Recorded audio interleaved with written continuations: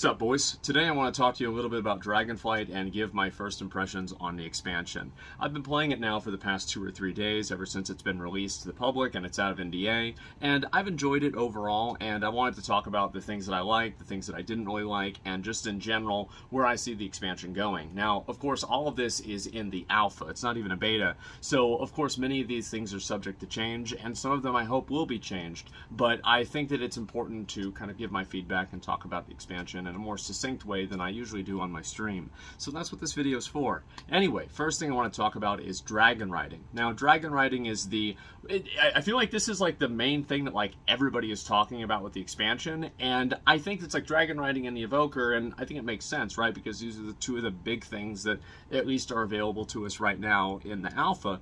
I think dragon riding is nice. I mean, if you are somebody who cares about parsing and WoW, if you are a, like high-end PvPer and you care about like how PvP gear is going to work and be rewarded, I don't think you care that much about dragon riding. I don't think you probably care at all. But the fact is that there's probably a lot of casual people that are going to enjoy this, and I do like, the fact is that I like the fact that the dragons can go up to 950% speed, because that just means you can go places faster, which is more fun. I think it's cool. So I think dragon riding is a fun little, mini game that they can add. I would view dragon riding with the same level of importance as something like pet battles. I don't think this is a major, game-changing feature. I do wish that they had like actual real-time races, and I think that's really what's going to give something like dragon riding a lot more of its longevity. After people go through and they do all of the courses, they go through the rings, and that's it. Like, what do you really do after that? And you need to have like meta-level gameplay, something like an area in the Darkmoon Fair that you can do dragon riding with like 10 other people, and whoever gets there first, I don't know, gets a bunch of tickets or something like that. And having real-time dragon riding races is something I think is very important, and I hope Blizzard does this. Going for time trials on a website, who gives a fuck? I think people need to be racing directly against each other in real time. So anyway, I think dragon riding overall looks cool. It's nice. Is it really something? Is the game saved because of dragon riding?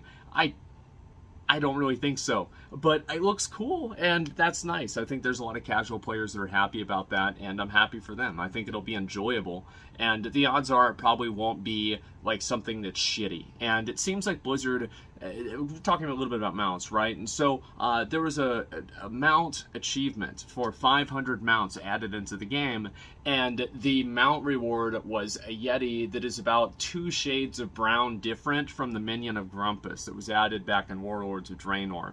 So guess what? A lot of people are not happy about this, and Blizzard responded in less than 24 hours, and they said that, listen, yeah, it's pretty shitty. We agree. We're going to change it. And I think that's great. It was actually so fast that a lot of people, even me, right? I was like, did they put this in the game so they could just know? They knew they were going to change it, but they put it in the game to make people think that, they're actually listening to feedback because they were already going to change it, right? Basically, like, put it in there so they can get, like, an easy dub for, like, listening to the community. I don't know, but I think that it's a good thing either way, and so I hope to see what they replace it with. And in general, I have been very happy with the amount of responsiveness and the amount of feedback that Blizzard has taken into account with the expansion. And I think the expansion itself is the product of a lot of that feedback. I think the truth is that, I compare this with like Path of Exile, and I think one of the big concerns people have with Path of Exile was that whenever you were playing a season of the game, in order to get kind of up to speed, you had to do all of these activities, and it was becoming exhausting for people. So especially for like a more casual player. I think that WoW has had the same problem. I think with WoW, like what's happened a lot is that you've reached max level, and then you've had to progress through a number of these like end-to-game progression systems, whether these are artifact weapons, Azerite gear, or Covenants, Renown, or Shadowlands legendaries. You have to progress through these at some form of a time-gated way, and I think people just get bored of that and tired of it. I think that Dragonflight, the reason why it doesn't have like one of these like really big like expansion changing features is because I think Blizzard has realized that a lot of times these things are, they get iterated on inside of the expansion, and by the time that the expansion's over, they pretty much stop happening, and they get removed, and all of that effort and time and work is just pretty much wasted. And I go back to, like, I think to myself, because really one of the main concerns with Dragonflight, and I think this is valid, but I don't necessarily agree with it, is that there is no real like big feature of the expansion outside of the dragon class and also the dragon class and dragon riding. Those are two of the main things that Blizzard's been talking about, and people are like, well, where's the Torghast? Where's the Shadowlands legendaries? Where's the artifact weapon? Where is the garrisons? Where is the Azerite gear? And I honestly think that it's a good thing that this is not in the game again. Because I think back and I'm like, when did they really start adding in this kind of like expansion defining feature that the expansion is almost built around, like a build around feature? I think that it was very clearly in Warlords of Draenor with the garrison. I think the garrison was added in. This is like the main flagship feature of WoW right now, and so everything in the game is built in the context of the garrison. And I saw that with like getting gear, being able to level up followers to get gear, being able to do the quest lines, doing the legendary stuff. And then going into Legion, obviously, we had the artifact weapon and class order halls, etc., which were very problematic, and we also had legendaries as well, which were also very problematic. So Blizzard's had a very bad history of adding in one of these expansion-defining features, a build-around feature, and then effectively having to build the game around the inadequacies of that feature. I think that's what's happened. And if you go back to Cataclysm, if you go back to Mists of Pandaria or Wrath of the Lich King, and you think about like what did they really add into the game that was like massively like a big change, I think that many of the cases that yes, all of these expansions did have changes, like whether it's RBGs, hard modes in Wrath, or the Legendary Cloak in Mists of Pandaria, you're right, these things did have changes, but there were no massive features that the game was sold as like this is the main defining feature of the expansion, and I think that's a good thing. I feel like in general it's better for Blizzard to pull back and try to improve the fundamentals of their game. And the reason why I think that is that the game effectively has been, you add in all of these different verticals of balancing, right? You have like Covenant, Conduits, Legion Legendaries, tier sets, trinkets, soul binds, and like you have to balance all of these things across each other and have them work in some degree of uniformity in PvP, Mythic, and Mythic Plus, and raiding, and that's like not even counting like other niche activities. Like there's no fucking way this is going to happen. So I actually think that Blizzard's making the right decision by not just adding in one of these like massive features into the expansion that has obvious flaws. And I also want to talk about the flaws that a lot of these other features in the expansions have had. Garrisons, going into garrisons, there were a lot of concerns with garrisons that they would flood the economy with resources, which is what happened. There were a lot of concerns, especially for myself. I remember I was very concerned that it would just like kind of segment and segregate players into their own garrison, sequester them into their own garrison, and they just sit there all day because you were able to get trade chat in the garrison. I remember whenever trade chat was added into the garrison, I complained about it on the forums, and I was of course downvoted, and I got a bunch of hate for this, but I feel like I was right, is that not having trade chat in the garrison probably would have made it to where people spent more time in the city around other people, which is a positive thing in an MMO, I think, in general. And so the garrison was shipped, like as soon as the announcement of the garrison and as soon as the alpha came out, everybody could see a lot of big problems with the garrison. And Blizzard largely ignored these, and they just pushed it out, and they said, oh, you'll see, it'll be better whenever you play it. It wasn't. And I think that afterwards, people were very frustrated about that for good reason. And then the same thing happened with the Legion Legendaries.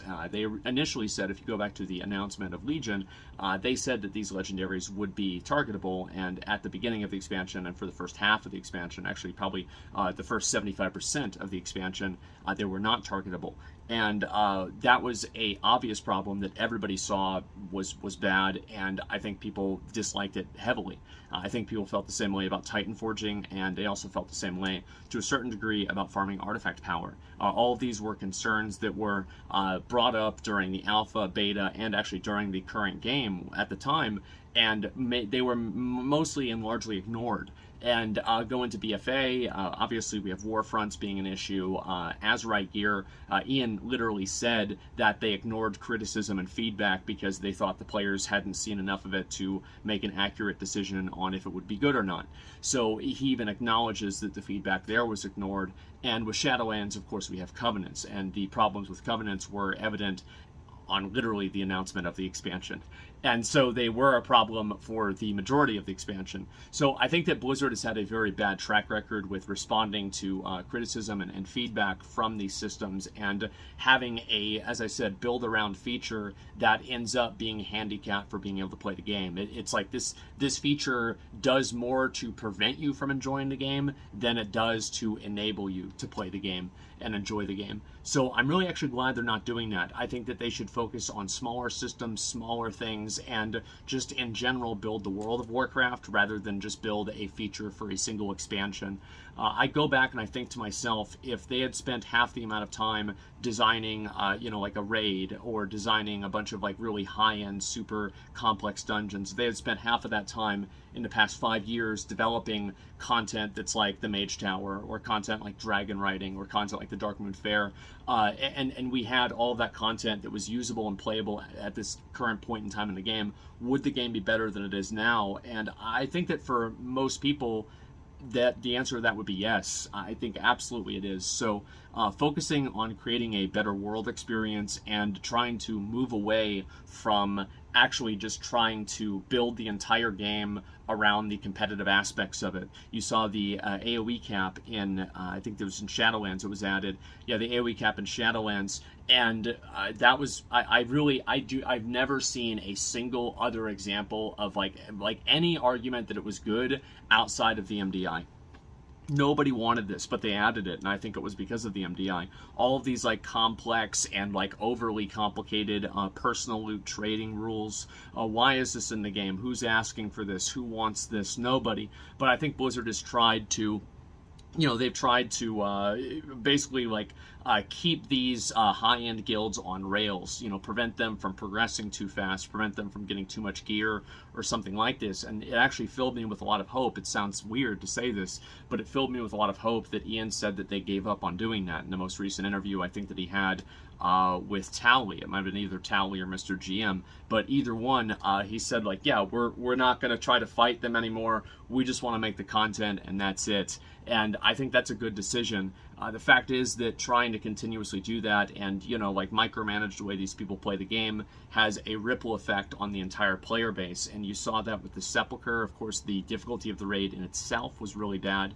And that arms race, as Ian called it, was harmful to the entire player base. And that's really what happens, is that the ripple effect of trying to fight these high-end players and high-end guilds turns into a decreased quality of experience for an average player. Things like the Crucible to make tier gear. Why was this delayed by such a large margin? It was clearly to prevent high-end guilds from being able to get tier sets in some sort of a way. I don't understand why. I honestly still don't understand that.